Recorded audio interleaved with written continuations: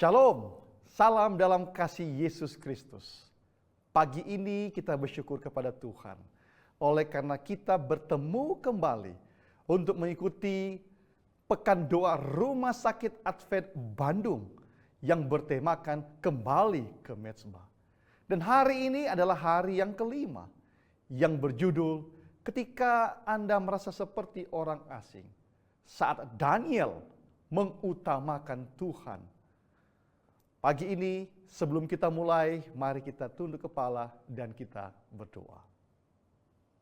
Bapa di surga, terima kasih Tuhan untuk nafas hidup yang Tuhan masih karuniakan kepada kami. Terima kasih oleh karena saat ini kami mempunyai waktu yang indah bersekutu dengan Tuhan untuk mengikuti Pekan Doa Rumah Sakit Advent Bandung.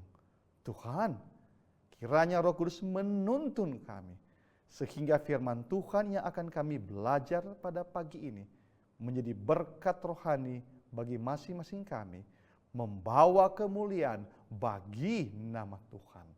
Di dalam nama Yesus Juru Selamat kami. Amin. Pagi ini kita akan mempelajari pelajaran yang sangat indah sekali dari kehidupan seorang hamba Tuhan yang bernama Daniel. Jikalau Anda mempunyai Alkitab, maka mari kita buka bersama-sama Daniel pasal yang pertama. Buku Daniel pasal yang pertama, kita awali dengan Daniel 1 ayat yang ke-1. Namun, mari kita lihat dulu ayat intinya, terdapat dalam Daniel 1 ayat yang ke-8. Daniel berketetapan untuk tidak menajiskan dirinya dengan santapan raja dan dengan anggur yang biasa diminum raja.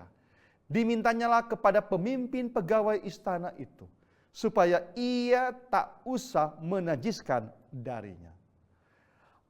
Akibat bangsa Israel memberontak tidak patuh kepada Tuhan, maka Tuhan mengizinkan bangsa Israel untuk mendapat hukuman, dan dalam hal ini Raja Babel Nebukadnezar datang ke Yerusalem mengepung akan kota itu.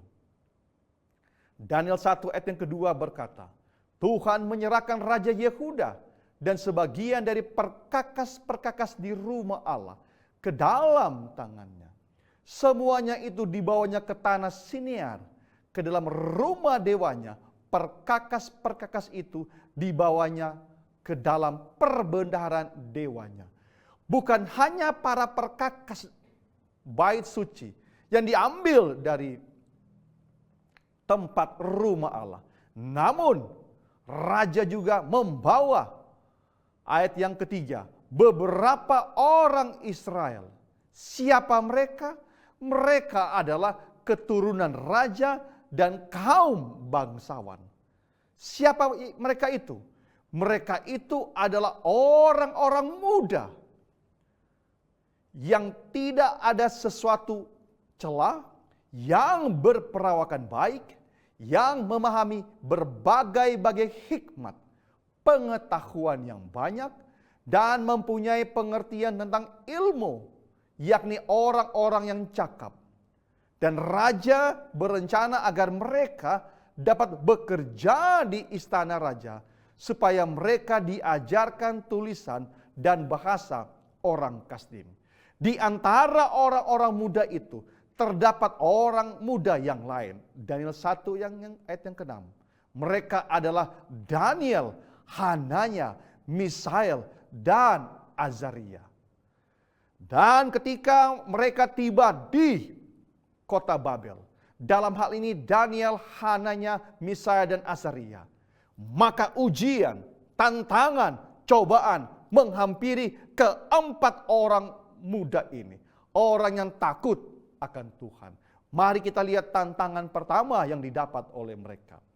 Yang pertama adalah nama mereka dirubah dalam Daniel 1 ayat yang ke-7.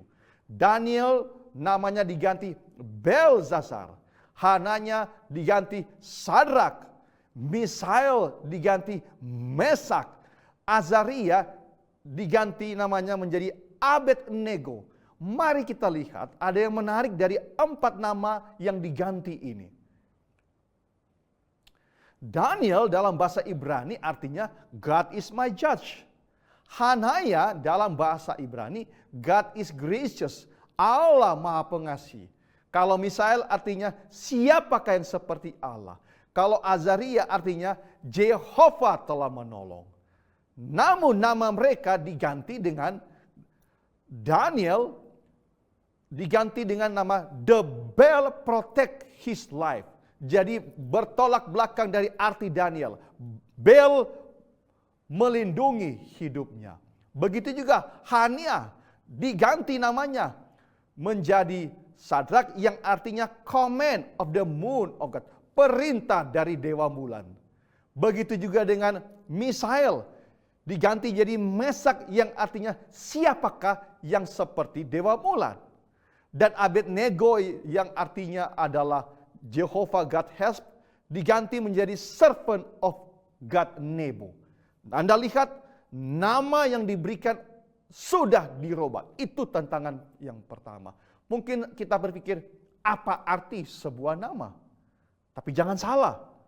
Seorang penulis Kristen bernama Ellen G. White dalam buku Alpha and Omega jilid 4 halaman 92 berkata, nama yang diberikan oleh para orang tua Ibrani merupakan sifat tabiat yang ingin dilihat oleh para orang tua berkembang dalam diri sang anak.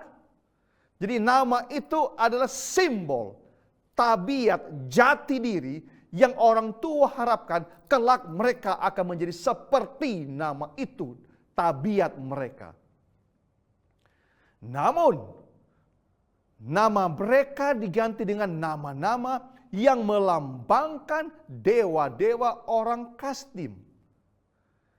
Sang raja tidak memaksa orang-orang muda Ibrani meninggalkan imam mereka lalu menyembah berhala. Tetapi ia mengharapkan dapat melakukan itu dengan perlahan-lahan.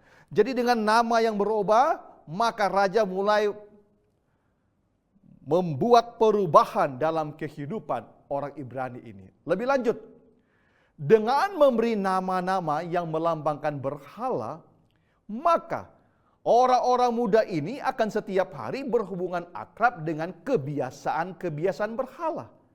Anda lihat, raja berharap dan membujuk mereka meninggalkan agama bangsa mereka dan bersatu dengan perbaktian orang-orang Babel. Dengan kata lain bahwa nama mereka yang luar biasa yang diberikan oleh orang tua, maka dengan merubah nama mereka menjadi nama dewa-dewa, maka secara tidak langsung nama mereka dengan mengingat arti nama mereka, raja berharap agama daripada Daniel itu berubah. Sekarang mari kita lihat ujian yang lain. Daniel 1 ayat yang kelima. Daniel dan raja menetapkan bagi mereka pelabur setiap hari dari santapan raja dan dari anggur. Yang menarik adalah dalam King James Version, santapan raja itu disebut King's Meat. Jadi saya suka ambil.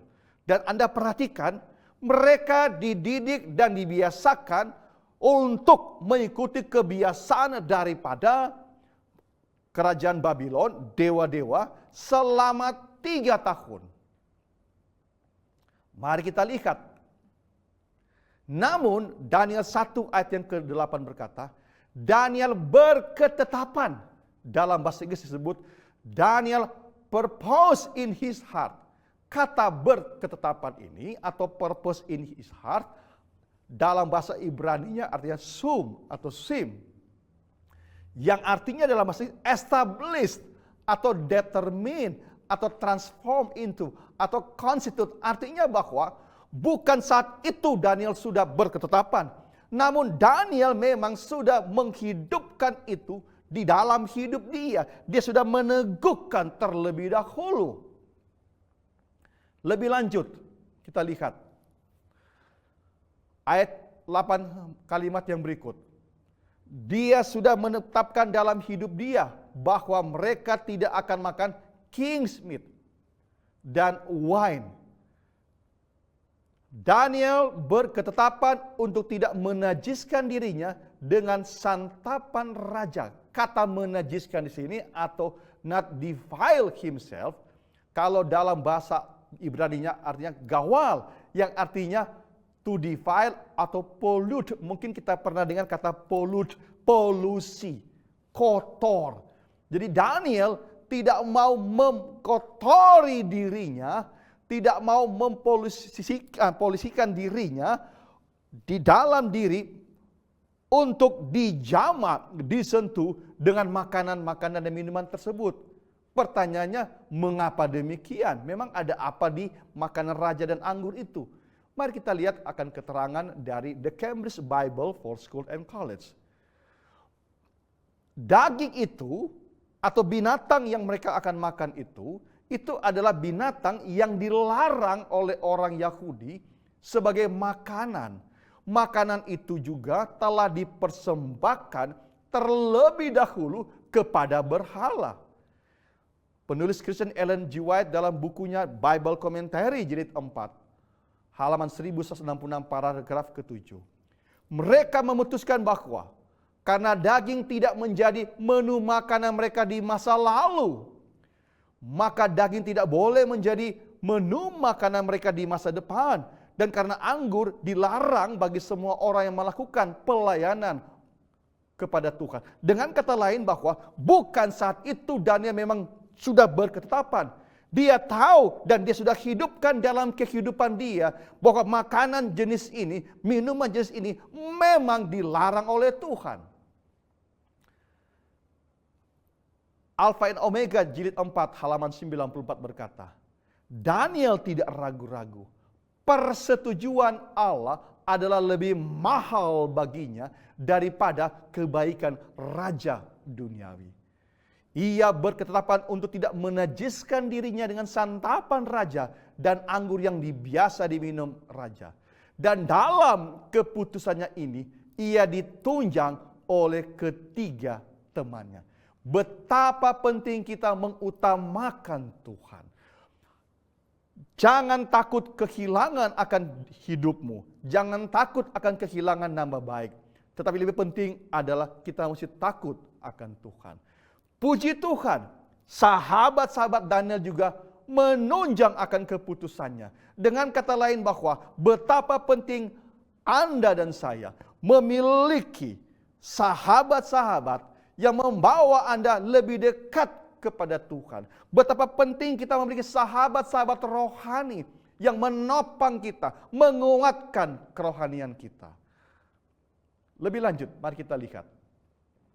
Sebenarnya Daniel bisa saja berpura-pura memakan makanan itu atau minum anggur. Jadi dia bisa taruh mungkin di lidah seperti mau minum tapi tidak minum. Namun tahukah Anda, ikut Tuhan membutuhkan kesungguhan. Jangan pernah main-main untuk ikut Tuhan. Daniel 1 ayat yang ke-8. Daniel berketetapan untuk tidak menajiskan dirinya dengan santapan raja dan dengan anggur yang biasa diminum raja. Dimintanyalah kepadanya. Ada yang menarik. Bukan gak mau makan lagi, bukan, ingat, mereka ini adalah tawanan. Dengan kata lain, mereka ini adalah hamba. Tapi ada yang menarik. Daniel meminta, request. Daniel tidak malu atau ragu untuk memohon. Kadang-kala kita malu kepada orang lain. Kita nggak enak menyakiti perasaan orang lain. Akhirnya kita mengorbankan iman kita. Jangan malu, jangan korbankan imanmu, jangan korbankan kepercayaanmu kepada Tuhan. Hanya karena kita nggak enak kepada orang yang lain. Apa yang diminta oleh Daniel? Adakanlah percobaan dengan hamba-hambamu selama 10 hari. Dan biarlah kami diberikan sayur untuk dimakan dan air untuk diminum. Dalam King James katakan vegetable. Tetapi ada yang menarik dari ayat yang ke-12 ini. Anda lihat dalam terjemahan King James Version disebut pearls to eat. Mungkin kita akan bahas lebih jauh tentang kata pulse to it oleh karena waktu. Jadi mereka meminta gantinya makan daging, minum anggur, tapi berikan mereka sayur-sayuran. Kita juga tidak bahas lebih jauh tentang vegetable karena waktu tidak mengizinkan. 1 Korintus 15 ayat yang ke-58. Ini salah satu ayat kesukaan saya. Karena itu saudara-saudaraku yang kekasih, berdirilah teguh, jangan goyah, dan giatlah selalu dalam pekerjaan Tuhan. Sebab kamu tahu bahwa dalam persekutuan dengan Tuhan, jeripayamu tidak sia-sia. Daniel, Sadrak, Mesak, dan Abednego, oleh karena mereka berteguh pada iman mereka, tidak mau tergoda dengan kebiasaan, tidak mau tergoda dengan bujukan daripada raja dan pengikut-pengikutnya. Alkitab mencatat dalam Daniel 1 ayat yang ke-15, Daniel, mereka ini perawakan mereka lebih baik dan mereka kelihatan lebih gemuk. Saya suka dalam bahasa Inggris. Kata lebih baik dalam bahasa Indonesia disebut dalam bahasa Inggris healthier. Healthier artinya mereka lebih sehat. Kalau bahasa Indonesia katakan kelihatan lebih gemuk, jadi seperti gemuk sekali. No. Dalam bahasa Inggris katakan better nourished. Jadi secara gizi, penampilan mereka memang cerah sekali. Gizi yang sangat sehat, bukan gemuk. Terus bukan cuma itu. Tuhan mengaruniakan mereka dalam ayat yang ke-17. Pengetahuan, kepandaian, dan berbagai-bagai tulisan dan hikmat. Dan Daniel diberikan tambahan yang lain, itu adalah pengertian tentang penglihatan dan mimpi.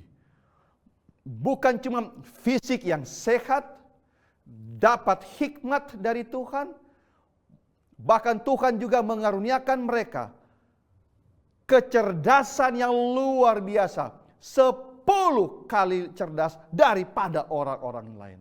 Anda lihat, takut akan Tuhan, menghormati Tuhan, pahalanya luar biasa. Dan yang menarik adalah, sebelum kita berakhir, apa sih rahasia hidup Daniel?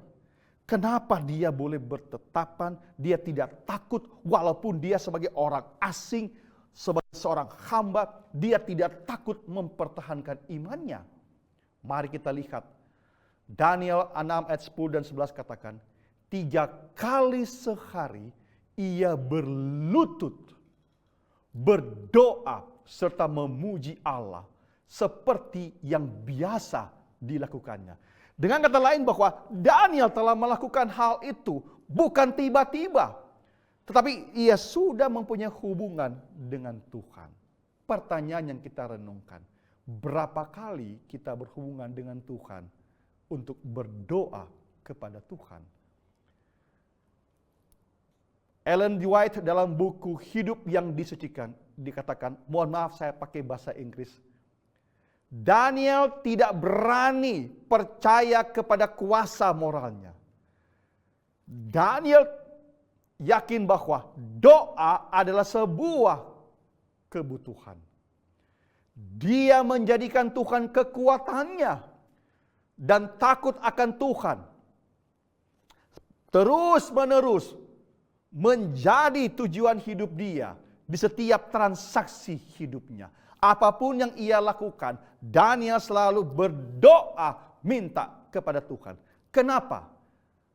Karena Daniel tahu doa itu heavens ordained. Saya suka kata heavens ordained. Doa itu adalah urapan surgawi. Manakala Anda berdoa, Anda diurapi oleh Tuhan. Untuk apa? Agar kita menang melawan dosa. Agar iman karakter kita bertumbuh.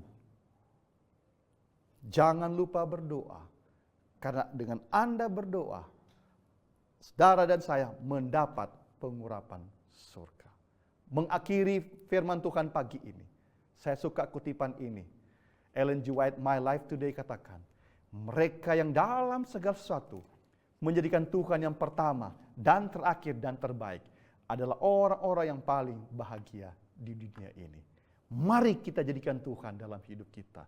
Kita berdoa kepada Tuhan. Dimanapun kita berada, apapun yang akan kita lakukan, minta pertolongan Tuhan. Mari kita berdoa. Terima kasih Tuhan untuk firman ini. Tolong kami manusia yang berdosa untuk selalu mengundang Tuhan di dalam setiap perkataan perbuatan kami, tindakan-tindakan kami. Biarlah sepanjang hari ini Tuhan, hidup kami ini menyenangkan hati Tuhan, menjadi berkat bagi orang yang lain. Di dalam nama Yesus Juru Selamat kami. Amin.